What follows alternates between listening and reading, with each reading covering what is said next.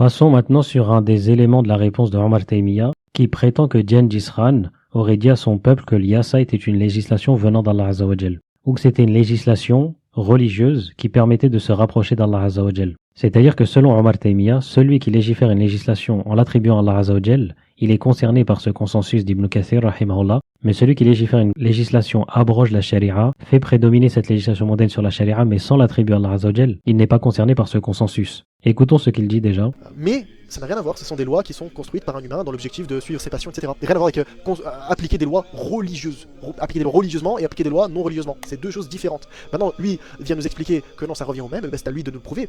Mais en tout cas, le consensus ici, il ne nous parle pas du tout des lois humaines, il nous parle des lois d'origine divine. Et il nous réfute maintenant, il nous parle ici du Yasir, ou Al-Yasa. Ici, le frère nous dit, et encore une fois, il veut faire l'analogie entre guillemets, que les gouverneurs aujourd'hui, ou peu importe, qui appliqueraient des lois humaines, eh bien, il serait mécréant et par conséquent, il argumente par cette parole d'Ibn Kathir qui parle du Yasir et des lois abroges. Alors, qu'est-ce qu'il nous dit, Ibn Taymiyyah sur ces fameux Tatars et leur Yasir? Donc, il dit il considère l'islam comme les religions juives et chrétiennes, elles seraient toutes des chemins menant à Allah à la manière des écoles de fiqh chez les musulmans. Les avis sont partagés sur la religion qu'ils préfèrent entre les trois. Il explique plus loin qu'ils élèvent Gengis Khan au rang que le prophète sallallahu alayhi wa sallam, au rang du prophète sallallahu alayhi wa sallam. Avant de conclure, il est connu de façon élémentaire à l'unanimité des musulmans que celui qui permet de suivre une autre religion que l'islam est un mécréant. On va dire que celui qui ne croit au livre qu'en partie. Donc là, on parle absolument pas de quelqu'un qui applique des lois humaines, il est en train d'appliquer des lois religieuses. C'est-à-dire qu'il donne foi à ces lois-là, comme les Tatars. Et c'est ce que va nous dire Ibn Kathir, rahimahullah. Il nous parle de ce Yasir que Gengis Khan a posé à ces sujets. Il dit c'est un livre qui rassemble diverses lois puisées des législations juives, chrétiennes et musulmanes. Nombre d'entre elles sont le fruit de ses pensées et de ses penchants. Le Yasir fut transmis à ses héritiers qu'il préférait dans leurs affaires au livre d'Allah et à la traduction de son messager. Or, celui d'entre eux qui relève de ce cas devient un mécréant qui incombe de combattre jusqu'à ce qu'il se soumette au Coran et à la Sunna. Il n'incombe de rien suivre d'autre dans la moindre des lois. Donc ici on parle de quoi? On parle de une loi humaine qui serait appliquée comme ça par un élan de passion. Non, on est en train de parler d'appliquer une religion ou des lois religieuses auxquelles on donnerait foi plutôt. L'argumentation de Omar Taymiya est la même que l'argumentation de Sheikh al-Halabi, dont les livres ont été interdits de publication pour irja et mensonge à l'égard de savants, dont Sheikh al-Islam ibn Taymiya, rahimahullah, de même qu'Ibn Kathir, rahimahullah, et d'autres. C'est également l'argumentation de Sheikh Abdelaziz al-Raïs, connu pour irja extrême, et c'est également l'argumentation de Sheikh Khalid al-Anbari, connu pour irja extrême. Commençons avec la fatwa du Lajnat Daïma. Donc ils ont envoyé une demande au Lajnat Daïma pour vérifier deux livres de Sheikh al-Halabi, Al-Tahdhir min fitnat al-takfir et Sayhat al-Nadir, dans lequel Sheikh al-Halabi dit que les actes ne sont pas une condition de validité de la foi. Il attribue ça aux gens de Ahl-Sunnah wal Jama'a. Il a également des citations déformées de Sheikh al-Islam ibn Taymiyyah, Ibn Kathir et d'autres. Ils veulent qu'il clarifie ce qu'il en est de ces deux livres afin que le lecteur puisse distinguer la vérité du faux. Maintenant, ce qui a été dit dans la fatwa, il a altéré les propos qu'il a rapportés d'Ibn Kathir, rahimahullah ta'ala, dans Al-Bidaya wa Nihaya, volume 13, page 118, en évoquant dans le commentaire, page 15, selon Ibn Kathir, qui dit que Gengis Khan a prétendu que la législation al-Yasa venait d'Allah Azza wa Jal,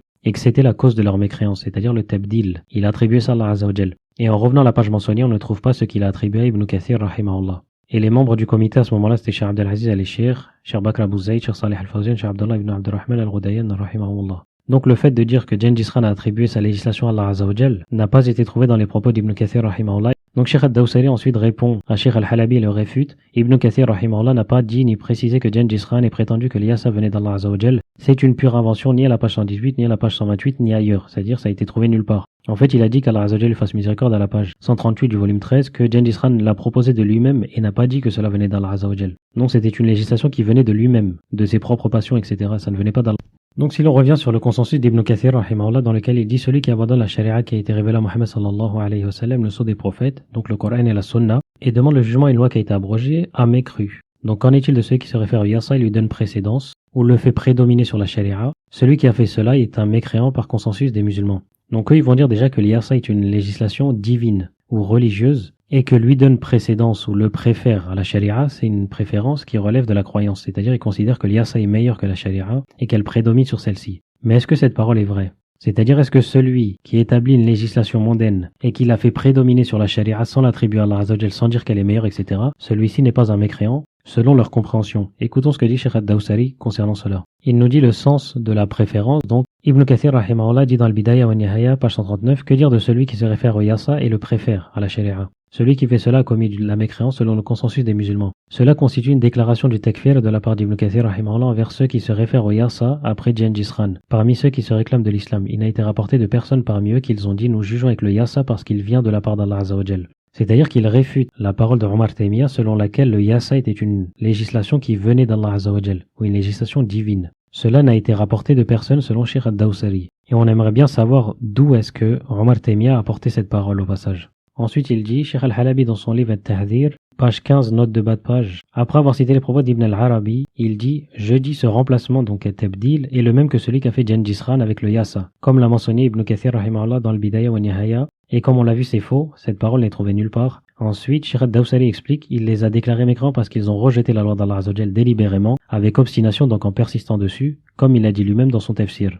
Donc c'est-à-dire ils ont été déclarés mécréants non pas parce qu'ils ont attribué ça à Allah Azza wa Jal, ce qui est faux, mais parce qu'ils ont rejeté la loi d'Allah Azza wa Jal délibérément, qu'ils ont jugé avec autres, et qu'ils ont persisté dessus. Et la preuve de cela se retrouve entre autres dans le tafsir d'Ibn Abi Hatim, rahimahullah, selon la parole des Soudi, rahimahullah, qui nous dit « Wa man lam yahkum bima anzala Allah » celui qui ne juge pas d'après ce qu'Allah Azza wa Jal a révélé, et l'abandonne intentionnellement, et persiste dessus, alors qu'il sait, celui-ci fait partie des mécréants. C'est-à-dire qu'il abandonne le jugement par la législation d'Allah Azza wa Jal intentionnellement, persiste dessus alors qu'il sait qu'il doit juger selon la charia, celui-ci fait partie des mécréants. Donc comme le dit Sheikh Ad-Dawsari, il les a déclarés mécréants parce qu'ils ont rejeté la loi d'Allah Azza wa Jal délibérément, qu'ils ont jugé avec le yassa en persistant dessus, donc avec obstination, comme il a dit dans son tafsir. Ils n'ont pas été rendus mécréants parce qu'ils l'ont attribué à Allah Azza wa Jal. Maintenant, revenons sur sa parole dans laquelle il dit que cela ne concerne que les législations qui sont religieuses et non pas les législations qui sont mondaines. Mais ça n'a rien à voir, ce sont des lois qui sont construites par un humain dans l'objectif de suivre ses passions, etc. Et rien à voir avec appliquer des lois religieuses, appliquer des lois religieusement et appliquer des lois non religieusement. C'est deux choses différentes. Maintenant, lui vient nous expliquer que non, ça revient au même, c'est à lui de nous prouver. Mais en tout cas, le consensus ici, il ne nous parle pas du tout des lois humaines, il nous parle des lois d'origine divine. Et il nous réfute. Donc passons sur la parole de Cheikh al-Islam ibn Taymiyyah rahimahullah qui nous dit « Les affaires communes de la communauté ne sont jugées que par le livre et la sunna. Et il n'appartient à personne d'obliger les gens à la parole d'un savant, la parole d'un émir, la parole d'un cheikh ou la parole d'un roi, ce qui signifie à autre que la charia. Et celui qui est convaincu qu'il juge entre les gens avec quoi que ce soit de cela, c'est-à-dire autre que le livre et la sunna, donc les paroles d'un savant ou d'un émir ou d'un cheikh ou d'un roi, et qu'il ne juge pas entre les gens selon le kitab et la sunna, fahuwa kafir. Donc celui qu'il sait, وَمَنْ احْتَقَدَ أَنَّهُ يَحْكُمْ بَيْنَ النَّاسِ بِشَيْءٍ مِنْ ذَلِكَ وَلَا يَحْكُمْ بَيْنَهُمْ بِالْكِتَابِ وَالسُّنَّةِ فَهُوَ كَافِرٌ. Donc celui qui juge avec une législation mondaine, il sait qu'il juge avec une législation mondaine, et persiste dessus et ne juge pas selon le livre et la sunna, fahuwa kafir. Et comme on l'a vu avec la parole des Soudi, celui qui ne juge pas d'après ce qu'Allah Azza wa Jalla a révélé, persiste dessus alors qu'il sait qu'il doit juger avec la sharia, fahuwa kafir. Et après cela, vous avez Omar Taymiya qui vous dit que cette parole-là, elle n'a aucun fondement, etc. Elle se retrouve dans les paroles de Cheikh al-Islam ibn Taymiyyah, rahimahullah. Ensuite, si l'on revient sur sa traduction de la parole d'Ibn Kathir, rahimahullah, il nous dit ceci. C'est un livre qui rassemble diverses lois puisées des législations juives, chrétiennes et musulmanes. Nombre d'entre elles sont le fruit de ses pensées et de ses penchants. Le Yassir fut transmis à ses héritiers qu'il préférait dans leurs affaires au livre d'Allah et à la traduction de son messager.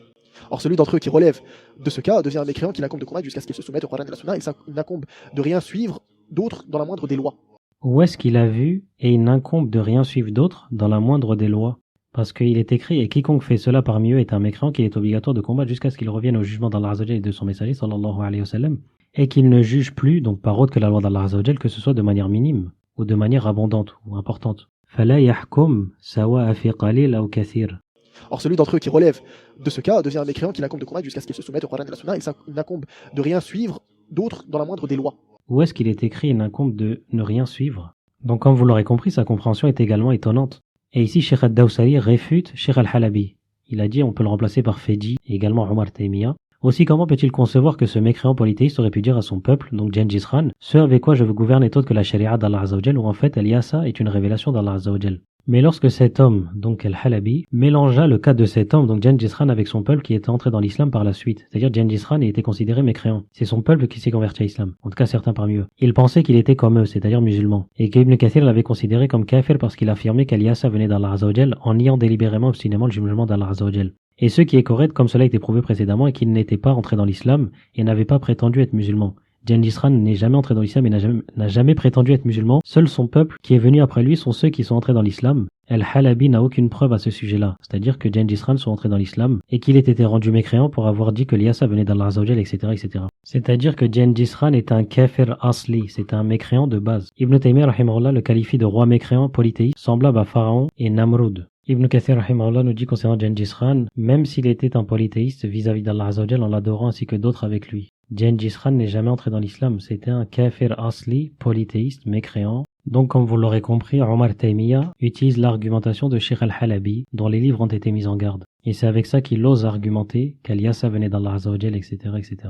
Et finissons avec cette parole de Cheikh al-Islam ibn Taymiyyah, rahimahullah, qui nous dit « Obliger et interdire n'appartiennent qu'à Allah Azza wa Jal et à son messager, sallallahu alayhi wa sallam. Donc, quiconque punit quelqu'un pour une chose ou abandonne une chose, donc une peine, en accordance avec autre que le commandement d'Allah Azza wa Jal et de son messager sallallahu alayhi wa sallam, et légifère cela comme une loi, wa shara'u dhalika dinan, à légiférer cela comme une religion, comme une loi, a fait un partenaire à Allah Azza wa Jal, au même titre que les polythéistes qui ont fait des partenaires à Allah Azza wa Jal, ou comme les murtaddin, les apostats qui ont cru en Musaylama al-Kadhab, et c'est à propos de lui qu'il est dit « Am lahum shuraka ou shara'u lahum min ad-din ma lam ya'adam bihillah » Ou ont-ils des associés qui ont établi pour eux des lois dans la religion ou religieuse qu'Allah Azza wa Jal n'a jamais permis? Et la question pour finir est simple. Quel terme Allah Azza wa Jal utilise-t-il dans le Coran pour faire référence à la législation générale d'un roi?